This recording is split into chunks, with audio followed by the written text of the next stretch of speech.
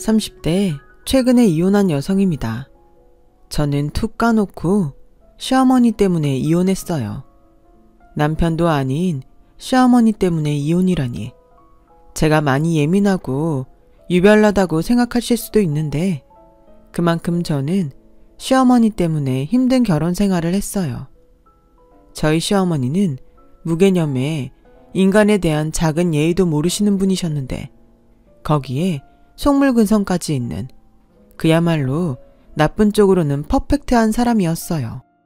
이 사실을 결혼 전에 알아차렸어야 했는데 그때 당시는 그냥 시어머니와 며느리 사이에 종종 있다는 기싸움 정도로만 여겼던 저는 결혼 후 악몽 같은 시간을 보내야만 했죠. 우선 제 이야기를 조금 하겠습니다. 요즘은 개천에서 용났다는 표현을 잘 쓰지 않잖아요. 하지만 저는 저희 엄마가 보증한 촌에서 난 용이었어요. 도시 아이들은 학원이다 가회다 같은 사교육을 받고 공부를 했다면 저는 교육방송 하나로 전교 1등을 놓치지 않았거든요. 지금은 이걸 아주 자랑스럽게 이야기하지만 솔직히 저는 어릴 때 달리 할 일이 없어서 교육 채널을 봤어요. 다큐에서부터 인간 강의까지 그 덕을 나중에 톡톡히 본 거였죠. 저는 원래 서울에서 태어났어요. 하지만 엄마와 아빠가 이혼을 하면서 엄마는 자신의 친정인 서산으로 저를 데리고 내려가셨고 제가 초등학교 때 외할머니가 돌아가시면서 엄마는 외할머니가 운영하던 칼국수집을 물려받으셨는데 그게 저희 모녀의 발목을 단단히 잡아 저는 대학에 입학하기 전에는 좁은 서산바닥을 벗어날 수가 없었어요. 물론 어린 마음에 답답하고 불만도 많았지만 그걸 다 표현하기에는 철이 빨리 들어 엄마가 고생하는 게 뻔히 보였고 그저 공부라도 열심히 해서 서울로 간다면 엄마도 좋은 마음으로 저를 보내줄 거라는 생각에 밥 먹고 자는 시간 빼고 공부만 했어요. 친구를 사귀면 공부할 시간을 뺏길 테니 친구도 사귈 생각도 없었고 그저 좋은 대학에 들어가 성공하고 싶다는 생각만 주문처럼 머릿속에 떠올리며 살았던 것 같아요. 그리고 간절히 바라면 이루어진다고 저는 서울대에 떡 하고 붙었습니다. 엄마는 기특하다며 저를 자랑스러워하시며 제가 서울에서 지낼 수 있도록 있을 곳을 마련해 주는 것은 물론이고 용돈도 두둑하게 줬는데 막상 엄마와 진짜 떨어져 생활하려고 보니 혼자 남은 엄마가 유독 늙고 작아 보였어요. 엄마, 나 서울 가도 밥 잘 챙겨 먹어? 어디 아프면 돈 아깝다고 참지 말고 병원 꼭 가. 알았지? 알았어. 네가 지금 엄마 걱정할 나이야? 넌 네 할 일이나 잘해. 걱정은 엄마가 해야지. 엄마 없다고 밥 거르지 말고 돈 떨어지면 아르바이트 힘들게 하지 말고 전화해. 알았지? 시골 읍내에서 15평 남짓한 국수집을 하는 엄마가 무슨 여유가 있다고 말을 저렇게 하는 건지 저는 엄마와 헤어지는 그 순간 결심했어요. 꼭 성공해서 엄마를 서울로 모셔와야겠다고요. 그리고 그동안 마음먹으면 무슨 일이든 이루어냈던 저였기에 제 성공을 믿어 의심치 않았죠. 대학에 들어가서도 대기업에 취직하겠다는 일념으로 대학 생활을 하니 의외로 취업의 문턱은 그리 높지 않았어요. 1학년부터 4학년까지 오로지 그것만 생각해서 그런지 오히려 4학년 땐 취업 준비를 하는데 홀가분한 마음까지 들더라고요. 그리고 저는 바라던 대로 S전자 신제품 개발 부서로 입사를 하게 되었어요. 저희 엄마는 저희 입사 소식에 역시 너는 촌에서 난 용이야. 내 딸 장하다 장해 라며 한껏 신이 나셨고 그날 기분이 너무 좋은 나머지 하루 동안 칼국수를 공짜로 팔았다고 하더라고요. 엄마, 무슨 자선사업하는 것도 아니고. 에이, 엄마가 너무 신나서 그랬지. 이제 우리 딸 고생 끝, 행복 시작이다. 이제는 기쓰고 살지 말고 좀 즐기면서 살아. 너 여태 연애도 못 해봤잖아. 치, 엄마가 그걸 어떻게 알아. 나도 엄마 몰래 할 거 다 해봤다. 귀신을 속여라. 어차피 한번 마음먹으면 엄마가 뭐라고 한들 소용없으니까. 말 안 했다만 이제라도 젊고 예쁜 나이 우리 딸이 즐기면서 살았으면 좋겠어. 아니야. 난 빨리 돈 모아서 여기서 가장 비싼 아파트도 사고 제일 비싼 차도 사서 엄마랑 편하게 살 거야. 아유, 우리 딸 꿈도 크다. 너 그거 하려면 네 이팔 청춘 다 간다. 엄마는 아파트도 싫고 차도 싫어. 비싼 게 좋은 게 아니야. 진짜 좋은 건 따로 있어. 그게 뭔데? 글쎄, 이제부터 네가 알아내야지. 네가 좋아하는 걸 엄마한테 물어보면 어떡해. 그러니까 우리 딸 많이 즐기고 누려. 엄마는 지금까지 우리 딸이 보여준 걸로 충분히 호강했어. 저는 엄마의 말을 듣고 생각했어요. 세상에서 좋은 것은 정해져 있는데 진짜 좋은 것이 따로 있다니. 그리고 그 궁금증은 제가 아닌 다른 사람이 풀어주게 되었어요. 그 사람이 저희 전남편이란 작자였어요. 저와 전남편은 같은 직장에서 만났어요. 남편은 저보다 6살이 많은 사람이었는데 저희 부서에서 거의 연예인 같은 존재였죠. 잘생긴 외모, 큰 키, 게다가 유머러스한데 일까지 잘하니 어느 여자가 싫어하겠어요. 그래서 저희 부서는 물론이고 다른 부서 여사원들은 남편과 어떻게 잘 해보려고 호시탐탐 기회를 엿보더군요. 저는 너무 주변에서 안달을 내니 그의 반작용으로 그 사람을 경계하며 내가 저 사람보다 일 더 잘해서 승진 빨리 해야지? 라는 생각을 하게 되었어요. 그래서 닥치는 대로 일을 하게 되었습니다. 맡은 일은 물론이고 부서에서 필요한 일은 찾아가며 일을 했는데 그 모습이 팀장님에게 제대로 눈도장을 찍게 되면서 저는 남편과 묘한 경쟁을 하게 되었고 참 아이러니하게도 경쟁하다가 저는 남편과 눈이 맞아버리는 황당한 결과를 초래했어요. 민주 씨는 내가 그렇게 싫어요? 난 민주 씨한테 잘못한 기억이 없는데. 잘못하신 적 없으세요. 그렇죠? 근데 왜 나는 자꾸 민주 씨가 나를 경계하는 것 같죠? 아, 그런 적 없는데. 에이, 아닌데. 보통 여자가 남자를 경계하는 경우는 딱 2가지죠. 첫째, 남자가 큰 잘못을 했을 경우. 둘째, 여자가 남자를 좋아해서 의식하는 경우. 근데 난 민주 씨한테 큰 잘못을 한 적이 없으니 민주 씨가 나를 좋아하나 보네요. 뭐라고요? 무슨 그런 논리가 있어요. 그거 모르죠?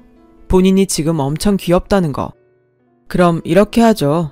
민주 씨가 아니라 내가 민주 씨를 좋아하는 걸로요. 처음엔 뭔 수작인가 싶었던 남편의 말은 점점 밀려오는 파도처럼 제 마음을 휩쓸기 시작하더라고요. 엄마의 말대로 그동안 연애 경험이 없던 저는 남편에게 완전히 넘어가 버리게 되었어요. 저희 이상한 경쟁심과 오기를 빼고 생각하니 저야말로 남편을 밀어낼 이유가 없더라고요. 그래서 남편의 호의를 받아들였고 저희는 사내에서 약 2년간 비밀 연애를 하며 사랑을 키워갔는데 남편이 저보다 입사 선배이고 일을 잘하다 보니 자연스럽게 저는 동기들에 비해 훨씬 좋은 실적을 쌓을 수 있었어요. 그리고 그 결과 제가 동기들 중에서 승진이 가장 빨랐어요. 남편이 저에게 슬쩍 결혼 이야기를 꺼내더군요. 우리 만난 시간이 그리 길지는 않았지만 난 자기랑 결혼하고 싶어. 우리는 결혼해도 진짜 잘 살 거야. 서로 비슷한 구석이 많으니까. 나도 그렇게 생각해. 근데 결혼은 신중해야지. 우리 조금 더 만나보고 결정하자. 난 아직 일도 더 하고 싶고 우리 엄마한테도 더 잘하고 싶거든. 결혼해서 나랑 같이 하면 되지. 다른 직장도 아니고 결혼했다고 왜 회사를 관둬? 아깝게. 결혼만 할 뿐 달라지는 건 하나도 없어. 오히려 더 좋지? 나 사실 집에도 자기 만난다고 이미 얘기도 했어. 우리 엄마 자기 엄청 보고 싶어 해. 뭐? 벌써 얘기했어? 난 아직인데. 자기는 나랑 결혼할 생각이 없구나. 알겠어. 내가 너무 혼자 김칫국 마셨네. 부담 줘서 미안하다. 아니야. 결혼할 생각이 없는 게 아니라 아직은 아니라고 생각했지. 나도 자기 아니면 결혼할 사람 없다고 생각해. 다만 생각보다 자기가 결혼 얘기를 빨리 해서 놀란 거야. 물론 자기 나이로 생각하면 그럴 수 있어. 근데 나는 다르잖아. 나 30 넘었어. 그러니 당연히 사랑하는 여자랑 결혼 생각을 해야지. 나도 자기 아니면 결혼하고 싶은 사람 없어. 우리 결혼하자. 내가 결혼하면 더 잘할게. 자기 어머니한테도 엄청 잘할게. 적극적으로 프로포즈를 해오는 남자에게 흔들렸어요. 그리고 시기상의 문제였을 뿐 결혼을 한다면 저 역시 남편과 하고 싶다고 생각했기에 프로포즈를 받아들였고 곧 남편의 집에 인사를 가게 되었는데요. 거기서부터 저는 고부 갈등 초입기에 들어갔어요. 시어머니의 포스는 정말이지 장난이 아니었어요. 풍채도 있고 목소리도 크시고 말투며 행동 하나하나가 한눈에 여장부라는 느낌이 팍 들었죠. 그래도 뭐 성격이 시원시원하고 뒤끝있게 하시지 않으면 저랑 아주 잘 맞겠다고 내심 기대도 있었는데요. 몇 마디 대화를 나누다 보니 시어머니와 절대 거리를 좁히지 못할 거라는 예감이 들었어요. 딱 그때 이 빌어먹을 결혼을 그만뒀어야 했는데 그냥 서로 기싸움하는 정도로 여겼던 저는 또 여지없이 시어머니에게 밀리지 않겠다는 마음으로 실수는 물론이고 어떤 틈도 보이지 않겠다고 생각했고 저희 이 판단은 시어머니에게 어디 한번 해보자는 거지? 라는 스위치를 건드리고 말았어요. 두 여자는 겉으로는 웃고 있었지만 속으로는 엄청 치열한 기싸움을 벌이고 있었던 거였죠. 반면 시아버지는 체구도 작으시고 말씀도 부드럽게 하시는 편이었고 시어머니의 포스가 워낙 세다 보니 시아버지는 그런 시어머니 앞에서 어쩐지 길을 펴지 못하는 것처럼 보였어요. 그리고 자리가 자리이니만큼 시어머니는 저희 부모님에 대해 물으셨고 저는 전혀 굽히는 것 없이 이렇게 말씀드렸어요. 어릴 때 부모님이 이혼을 하셔서 저는 엄마와 둘이 살았고요. 엄마는 서산에서 칼국수집을 운영하고 계세요.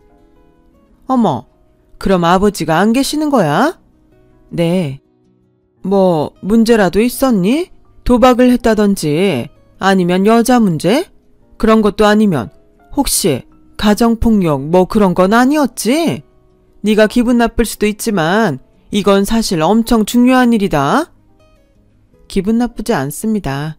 제가 알기로는 아빠가 친구랑 사람을 너무 좋아해서 집안을 소홀히 하신 걸로 알아요. 아, 그래. 뭐 그 정도면 됐다. 물론 조금 더 여유 있는 집안의 며느리였다면 좋았겠지만 S대 출신에 우리 아들이랑 같은 회사 다니는 스펙이면 합격이야. 대신 난 내 아들이 장모한테 끌려다니는 건 못 본다. 요즘엔 뭐 사위도 자식이라고 자기 아들처럼 막대하는 장모도 있다는데 난 딱 질색이야.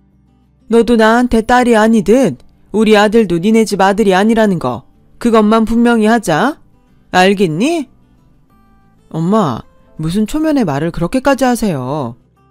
어허, 아들, 원래 처음부터 거짓 없이 솔직해야 하는 거야. 싫은 건 싫다, 좋은 건 좋다. 내 말이 틀려요? 아니요, 맞습니다. 저희 엄마 성격이 누굴 막대하시는 분이 아니세요. 그건 걱정하지 않으셔도 됩니다.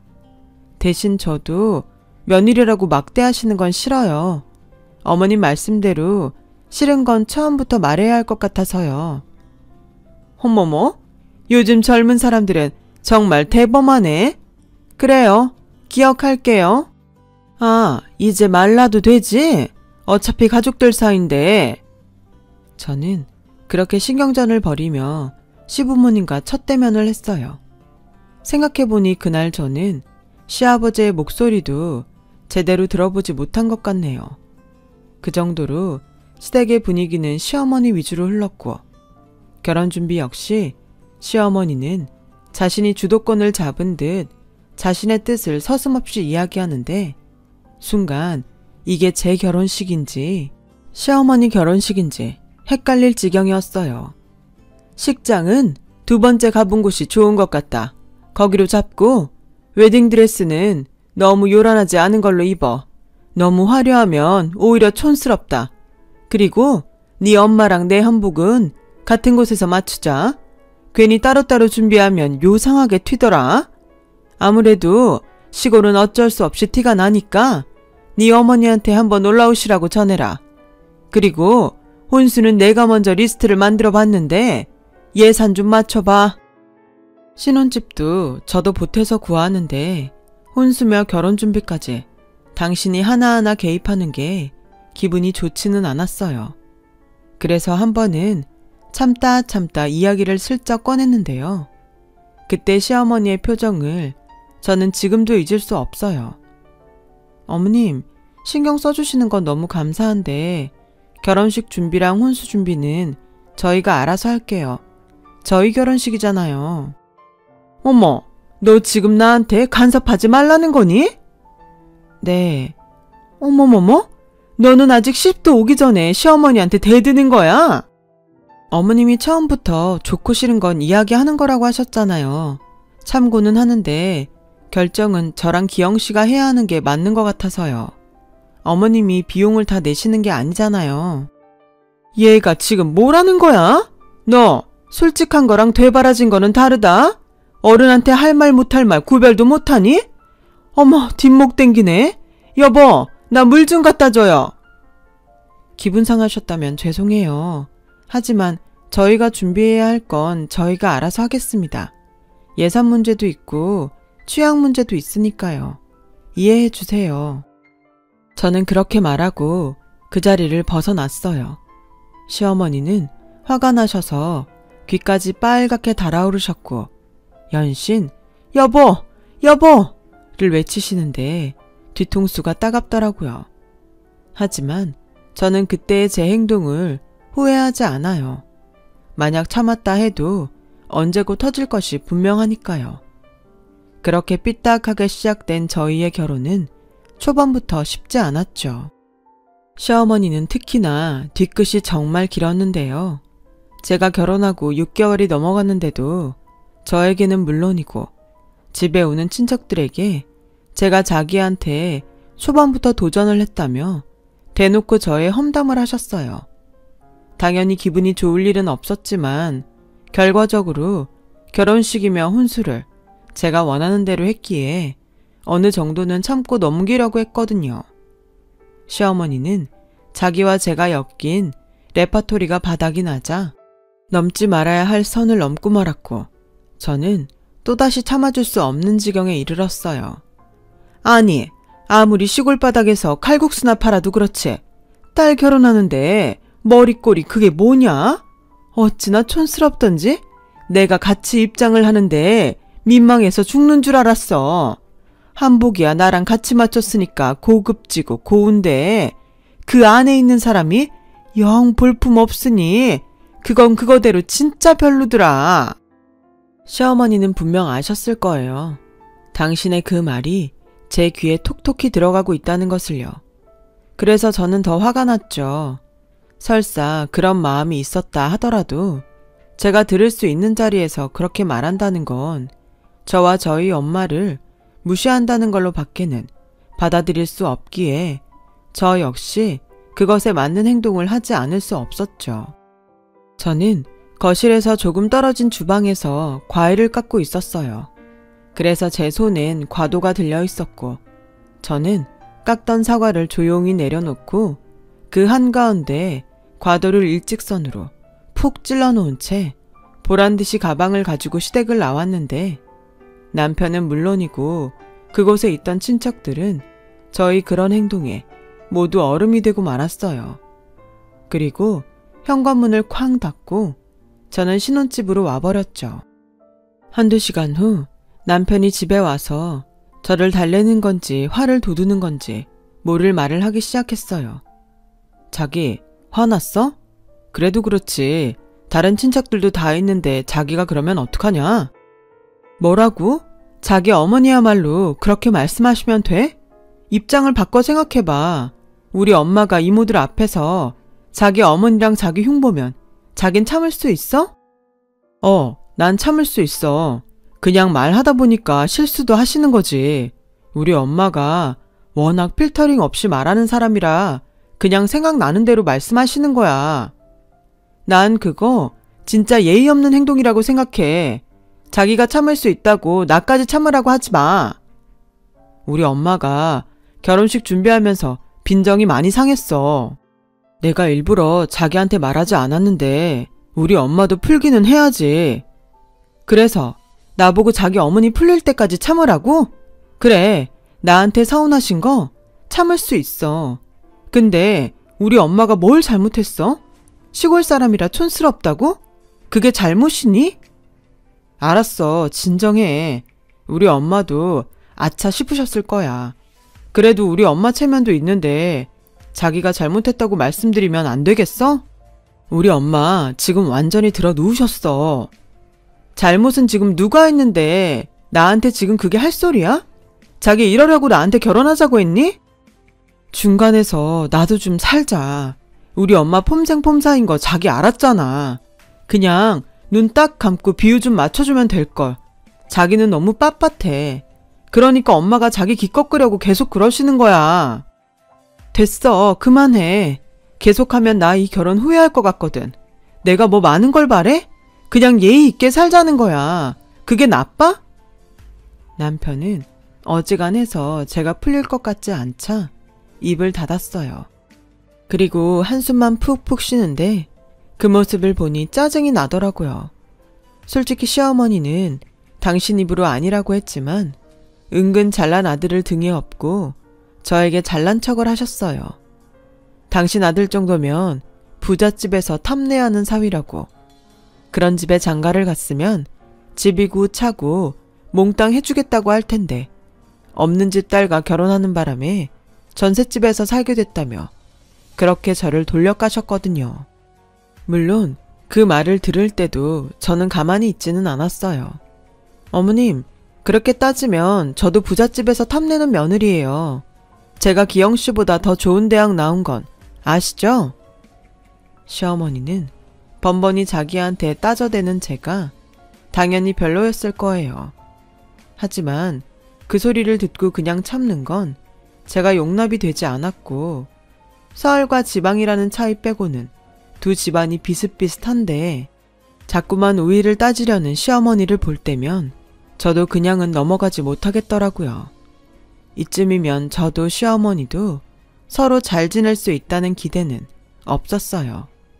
저는 맹세코 아니었지만 시어머니는 제 길을 꺾어놓겠다는 생각이 점점 강해지셨고 제 눈엔 뻔히 보이는데 시어머니는 아닌 척하며 일부러 저를 골탕 먹이려 하시더라고요.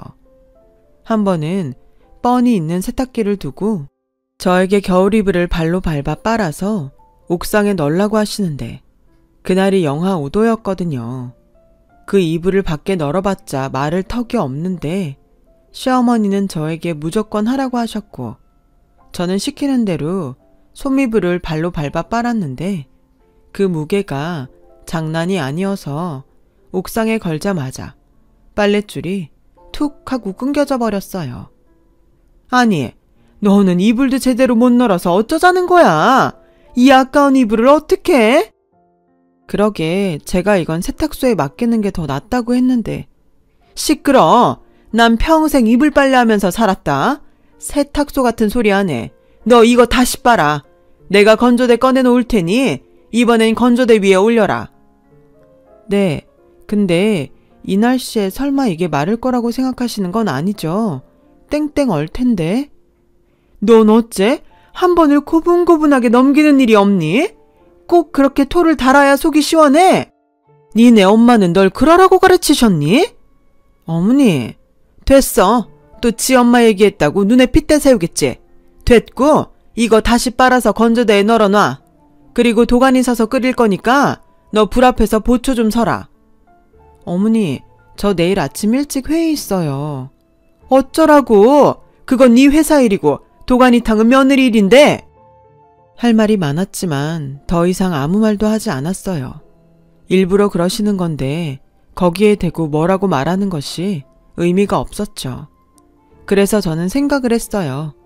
이대로 시댁과 척을 지고 살 것인지 아니면 참고 그래도 합의점을 찾아볼 것인지. 그리고 저는 선택을 했어요. 일단은 남편을 봐서라도 참아보기로 한 거였죠. 나중에 도저히 안 될 때, 그때 나는 이렇게까지 했으니 더 이상은 못하겠다고 말하려면 지금은 참아야겠다고 생각했어요. 그래서 더는 피곤하게 토를 달지 않았고 시어머니가 하라는 대로 대충 이불을 헹궈서 마르던 말던 이불을 건조대에 널었고 곰솥에 도가니를 끓이며 그 불 앞에서 회의 준비를 하고 쪽잠을 자고 회사 출근을 했어요. 남편은 제가 이런 고생을 한다는 것을 알면서도 당시 새로 시작된 프로젝트에 열중하느라 저에겐 1도 관심이 없었고 저 역시 그런 남편에게 지고 싶지 않아 철야까지 하면서 일을 했는데 하루를 꼬박 세우고 회사에서 다음 아침을 맞이한 저에게 시어머니는 이런 전화를 걸어오셨어요. 얘, 회사에서 날 샜니? 내가 이런 말까지는 하지 않으려고 했는데 무슨 결혼한 애가 회사에서 그렇게 목숨을 거니? 남편 아침밥은 차려주고 일을 하든가 말든가 해야지. 난 내 아들 아침에 꼭 갓 한 밥에 따끈한 국 끓여서 먹여서 출근시켰다.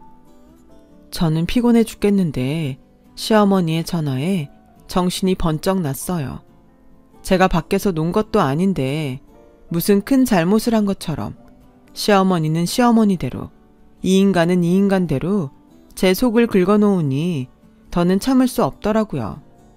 이제 이런 일들은 안 하겠다고 말씀을 드리게 되었죠. 당연히 시어머니는 노발대발 난리가 났고 남편 역시 며느리가 며느리 노릇을 하지 않겠다는 거냐며 저에게 화를 내는데 남편이 이런 소리를 하더군요. 자기 이럴 거면 회사 그만둬. 내 연봉이 당신보다 높고 우리 아직 애도 없으니 내가 당신 먹여 살리는 거 충분해. 먹여 살린다고? 왜? 나 능력 있어. 내가 왜 회사를 그만둬? 자기가 자꾸 일한다는 핑계로 우리 엄마랑 부딪히니까 그런 거잖아. 핑계? 자기는 지금 자기 어머니가 맞다고 생각해? 누가 봐도 억지고 심술이야. 나 그래도 참고 하라는 대로 했어. 자기 추워 죽겠는데 손밑을 빨아봤니? 당신은 편하게 침대에서 자는데 곰솥 앞에서 쪽잠 자고 출근하면서 나 아무 말 안 했다? 지금 하잖아. 며느리가 며느리 일하는데 지금 나한테 유세 떠는 거야? 아, 그래? 며느리 일? 그럼 사위 일은 뭐야? 자기가 분명히 말했지? 우리 엄마한테 잘한다고. 근데 자기 우리 엄마한테 마지막으로 전화한 게 언제야? 그야 서로 바쁘고 생활 패턴이 다르잖아. 나도 달라. 근데 자기 어머니는 그냥 다 무시하고 자기한테 맞추라고 하시잖아. 어째 점점 말이 심해진다? 시어머니한테 자기? 말 돌리지 마. 머리 나쁘지 않잖아. 입장 바꿔 생각하면 답 딱 나올걸. 왜 모른 척해? 팔은 안으로 굽는다는 거야? 진짜 실망이다. 저는 그날 이후로 남편과 거리가 생겼어요. 뭐 언제고 이렇게 될 거라고 예상은 했어요. 내 남편은 안 그러겠지 했지만 시댁과 엮였을 때는 여지없이 남의 편인 게 제 남편이라는 작자더라고요. 차라리 결혼을 하지 않고 연애만 했더라면 이런 실망스러운 부분을 보지 않았을 텐데 그러긴 싫지만 결혼 생활이 이어지면서 후회를 하게 되더군요. 계속 이렇게 부부가 평행선을 달린다면 우리의 끝은 뻔한 게 아닌가 하는 생각을 할 때쯤 결정적인 일이 벌어지고 말았어요. 은근 임신을 기다렸던 시부모님은 결혼하고 1년이 지나가는데 아이 소식이 없자 조바심을 냈어요. 저는 아직 1년밖에 안 됐고 요즘은 사이도 좋지 않아 관계도 없으니 당연한 거라고 생각했는데 저를 닥달하며 병원에 가서 검사를 받자고 하시더라고요. 검사를 받으면 오히려 아무 문제가 없다는 것이 증명될 거고 그럼 더 이상 임신 때문에 스트레스를 받지 않을 수 있겠다는 생각에 오랜만에 시어머니와 산부인과를 찾았죠. 여러 가지 검사를 진행했는데 검사 결과는 별 이상이 없다고 나왔어요. 하지만 시어머니는 이상이 없는데 왜 여태 아이 소식이 없냐며 검사 결과를 믿을 수 없다고 목소리를 높이더군요. 의사는 여러 가지 원인으로 난임을 겪는 사람들이 많다고 설명을 했지만 시어머니는 당연히 제가 문제가 있을 거라고 여겼는지 계속해서 그럴 리가 없다고 우기고 있었어요. 그리고 자기가 어디에 가서 점을 봤는데 제가 아이를 낳지 못하는 사주였다며 검사 결과와는 다르게 저는 애를 못 낳는 여자라고 낙인을 찍고 애도 못 낳으면서 기만 세가지고 자기네 대를 끊어먹는다며 대놓고 저와 남편에게 이혼을 하라고 강요하더라고요. 참 어이도 없고 황당했죠. 엄마, 아무리 그래도 애 못 낳는다고 이혼이라니. 그리고 병원에서 별 이상 없다고 했다면서. 옛날엔 애 못 낳으면 쫓겨나는 세상이었어. 아무리 의학이 발달했다고 해도 타고난 팔자는 어쩔 수 없는 거다. 왜 아무 문제도 없는데 여태 임신을 못하냐고. 네가 그렇게 드세게 구니까 애도 못 갖는 거야. 애도 못 낳는 게 여자니? 어머니, 정말 말씀 그렇게 하실 거예요? 그리고 제가 문제가 없는데 아이 소식이 없다면 이 사람한테도 문제가 있을 수 있잖아요. 왜 이 사람한테는 검사해보라고 안 하세요? 뭐? 너 지금 멀쩡한 내 아들 고자로 모는 거냐? 아무튼 됐고 안 입고 오면 이혼해. 우리 아들은 너만 아니면 새장가 가서 토끼 같은 애 낳고 잘 살 수 있으니까. 기영이 사주엔 아무 문제 없다고 하셨거든. 기영이 너 평생 아빠 소리 못 듣고 살고 싶어? 아니 뭘 그렇게 무섭게 말해. 요즘은 시험관 같은 것도 있잖아. 시험관 같은 소리 하네. 얘 팔자에 내가 없다니까. 아니면 너 밖에서 애라도 낳아오든가. 너 우리 애가 밖에서 애 낳아와도 할 말 없는 거 알지? 이혼하기 싫으면 그렇게라도 살든가. 저는 더 이상 그 말을 듣고 싶지 않아서 그냥 이혼을 하겠다고 말하고 시댁을 나왔어요. 그러자 남편은 그날도 자기 어머니가 놀라 그런 거라며 며칠 조용히 있다가 잘못했다고 빌라는데 정말 오만정이 떨어지더라고요. 그런데 이 인간이 누가 자기 엄마 아들 아니랄까봐 저에게 쐐기 박는 말을 하는 거예요. 오히려 그 말을 듣고 저는 한 톨의 미련도 없이 마음이 저절로 정리가 돼버렸어요. 자기 똑똑한 사람이니까 잘 생각해봐. 당신 이대로 나랑 이혼하면 장모님은 기분이 어떠실 것 같아? 자기 장모님 끔찍하게 생각하잖아. 딸이 돼서 엄마 가슴에 대못을 박으면 쓰겠어? 그냥 참고 살아. 난 뭐 엄마가 말한 대로 밖에서 애 낳을 마음은 없지만 그래도 노력은 해보자. 무슨 방법이 있겠지. 응? 비겁하다. 그래서 뭐 우리 엄마 생각해서 이런 부당한 대우에도 찍소리 하지 말고 살라고? 그게 우리 엄마를 위하는 거라고? 솔직히 까놓고 내가 당신 사랑해서 결혼했지. 당신 집 볼 거 있냐? 볼 거 없는 집 딸이 애도 못 갖는데 아무리 S대에 대기업에 다닌다고 해도 누가 좋아하겠어. 그냥 성질 죽이고 내 옆에 있어. 난 그래도 당신 버릴 생각은 없다니까. 정말 쌍으로 논다는 그 말이 이 순간 그렇게 들어맞을 수가 없었어요. 저는 마치 선심을 쓰겠다는 듯 말하는 남편에게 됐다고? 너 아니어도 나는 잘 살 수 있으니 당장 이혼하자고 말했죠. 다음 날 이혼 서류를 들고 들어왔어요. 그리고 어차피 신혼집 구할 때 제가 보탰던 돈은 결혼하고 모으던 통장에서 뺐습니다. 그리고 간단히 짐을 싸서 나왔어요. 제가 장만했던 혼수들은 모두 중고 사이트에 올려 정리를 하는데 생각보다 물건이 금방금방 팔리더군요. 저는 일부러 중고 거래를 한 날짜에 모두 맞췄고, 제가 워낙 저렴한 가격에 내놔서 사람들은 제 시간에 모두 맞춰져서 신혼집은 그야말로 하루 만에 텅텅 비게 되었어요. 당신 미쳤니? 우리 아직 이혼 안 했어. 내가 아직 도장 안 찍었다고. 누구 맘대로 짐을 빼. 다시 안 갖다 놔? 다시 갖다 놓으라고? 내가 왜? 내 돈으로 산 물건들인데. 그리고 도장 안 찍은 건 당신이지. 난 이미 도장도 찍었고 당신이랑 살 마음도 없어. 당신이 바라는 대로 좋은 집에 새 장가 가. 그 여자는 과연 개념 없는 당신 어머니 감당할 수 있을까? 아무튼 이혼 서류에 도장이나 빨리 찍어. 아님 나 소송한다. 저는 짐이 빠져 놀란 남편의 전화에 한바탕 하고 전화를 끊었어요. 그리고 쓸 수 있는 월차를 모두 긁어 휴가를 내고 서산 친정에 내려갔는데, 가게에서 일하는 엄마의 모습을 보는 순간 참았던 눈물이 왈칵 쏟아졌어요. 성공해서 엄마를 모셔오겠다고 큰 소리 쳐놓고 이 모양 이 꼴이 된 제가 그렇게 한심할 수가 없었죠. 하지만 엄마는 제 등을 쓸어주며 무조건 괜찮다고 해주시더라고요. 제가 이혼을 하게 됐다는 말을 하자 엄마는 잠시 생각을 하더니 이렇게 말씀하셨어요. 그동안 말도 못하고 얼마나 힘들었어. 힘들면 힘들다고 엄마한테 말을 하지. 그럼 엄마가 당장이라도 올라가서 그 집구석 엎어버렸을 텐데. 엄마가 무슨? 평생 화도 제대로 못 내고 살았으면서. 너? 엄마가 너보다 이혼 선배다? 어떤 여자가 이혼하면서 화도 안 내고 이혼을 하니? 그리고 네가 내 딸인데 네 성질만 봐도 알지. 엄마가 안 해서 그렇지 내가 너보다 더하면 더했지 덜하지 않다. 당장 그 자식한테 이혼 서류에 도장 안 찍으면 소송한다고 해. 이럴수록 속전속결로 끝내야 하는 거야. 저는 의외의 엄마의 말에 눈물도 쏙 들어갔어요.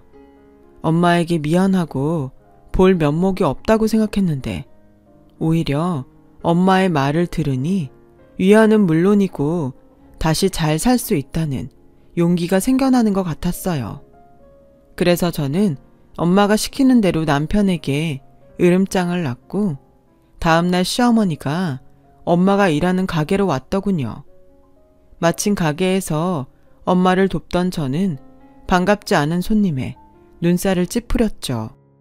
그러는 사이 시어머니는 엄마의 가게를 기분 나쁜 얼굴로 훑어보고 이렇게 말씀하셨어요. 이런 구질구질한 곳에서 어떻게 장사를 하지? 아무리 시골 바닥이라고 하지만 정말 별로네. 저는 여기까지 쫓아와서 왜 저러는지 화가 나더라고요. 당장 가게에서 내쫓으려 했어요. 그런데 저희 엄마가 저보다 먼저 시어머니 앞에 나섰어요. 그날 저는 살다 저희 엄마의 그런 면을 처음 보게 되었어요. 여기까지 왜 오셨는지 모르겠지만 용건만 말하고 돌아가세요. 용건이요? 저는 애들 이혼 찬성입니다. 애당초 급이 맞지 않았어요. 모녀가 쌍으로 이혼을 하길 바란다고 해서 제가 확인차 이렇게 내려왔네요. 그래요? 그럼 확인하셨으니 이만 가시면 되겠네요. 그리고 아까 급이라고 하셨나요? 어떤 급을 말씀하시는지 저는 영 모르겠어서. 모를 리가요. 두 집이 이렇게 다른데 우린 그래도 서울의 아파트는 아니지만 집 한 채는 가지고 있어요. 그거 팔면 서울 외곽에서 노후는 편하게 지낼 수 있는데 사도는 이런 코딱지만한 가게에서 노후 대비는 되시겠어요? 설마 노후는 딸한테 기대 사시려고요? 뭐 이젠 제가 알 바도 아니네요. 근데 우리 아들은 인물도 좋고 직업도 좋으니 새장가 가는 건 문제 없는데 따님은 어떡해요? 어디 애 딸린 호라비짜리라도 제가 한번 알아봐 드릴까요? 뭐예요? 내가 듣자 하니까 우리 애가 왜 그렇게 이혼을 하고 싶었나 알 것 같네요. 아니 이런 집구석인 줄도 모르고 허락한 내가 천치였어요. 급이라고 했나요? 네, 다르다면 다르죠. 서울 외곽에서 노후를 보내시게요? 저는 서울에서 우리 딸이랑 노후를 보낼 겁니다.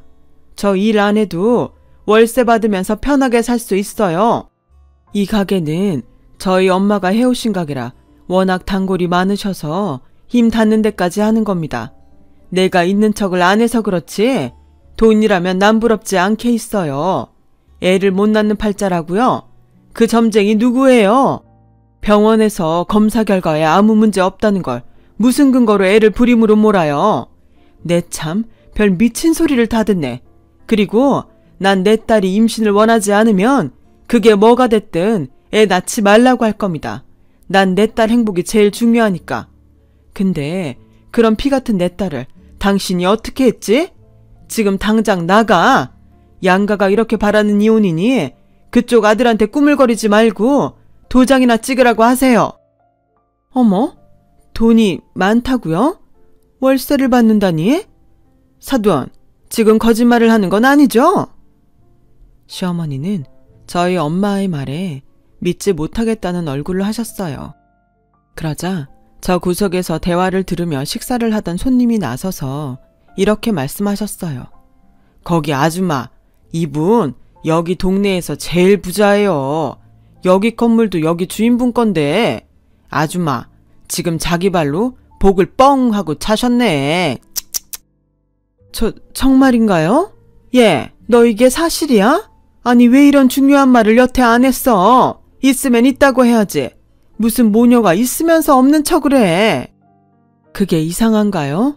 나는 없는데 있는 척하는 댁이 더 이상하네요. 당장 꺼져요. 소금 한 바가지 뿌리고 싶은 거 용케 참고 있으니까. 아니 사돈, 우리 이야기를 좀 다시 처음부터 해보면 어떨까요? 아직 애들이 갈라선 것도 아니고.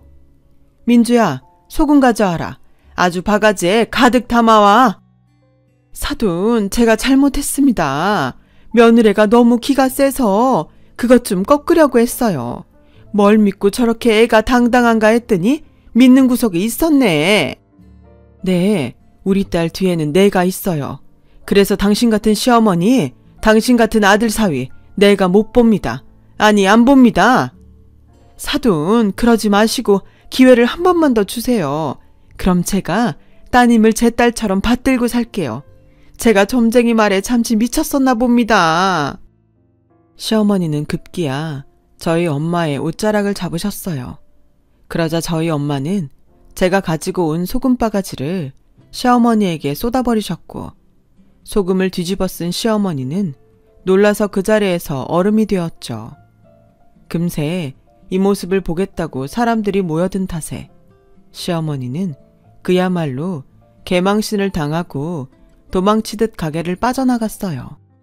그리고 자존심에 당장 남편에게 이혼하라고 하실 줄 알았는데 오히려 남편은 자기 엄마의 말을 듣고 저에게 가식적인 사과를 했고 저는 그 길로 변호사를 선임해버렸어요.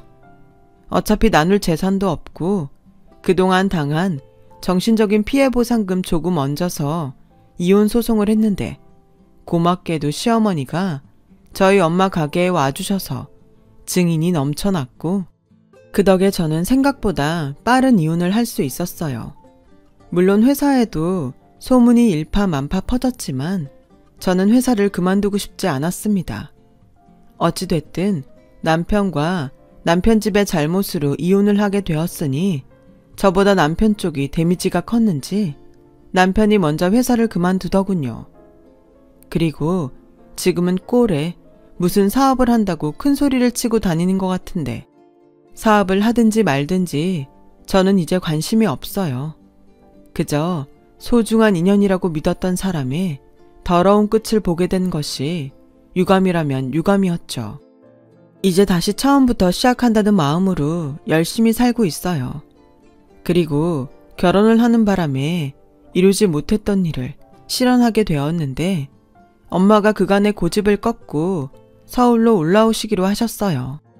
물론 가게 일을 완전히 놓지는 못하셔서 일주일에 3번은 서산에 가겠다고 하시는데 그게 어디예요. 저는 그저 평생 싫다는 서울살이를 결심해준 엄마에게 고마울 따름이죠. 이제는 목표도 중요하지만 엄마와 함께 일상을 나누며 시간을 함께 보내는 것에 의미를 두려고 해요. 불행한 결혼 생활 후유증인지 제 옆을 지켜주는 엄마와 더 많은 시간을 함께하고 싶어졌거든요. 엄마와 딸이라는 사이가 그런 건가 봐요. 어릴 때보다 지금이 더 애틋하고 소중하기만 하네요. 앞으로 주어진 상황 속에서 최선을 다해 일하고 또 최선을 다해 행복해지려고 합니다. 예전에 저희 엄마가 진짜 좋은 건 제가 알아내야 한다고 말씀하셨는데 이제야 조금씩 제가 무엇을 좋아하고 원하는지 알 수 있을 것 같아요. 여러분들은 어떨 때 가장 행복하세요? 답을 꼭 찾아내시길 바라며 저는 저의 이야기를 마치려 합니다. 지금까지 저의 이야기 들어주셔서 너무너무 감사드립니다. 여러분, 사연 댓글에 응원과 현명한 조언 부탁드려요. 좋아요와 구독은 저에게 큰 힘이 됩니다. 오늘도 좋은 일 가득하세요.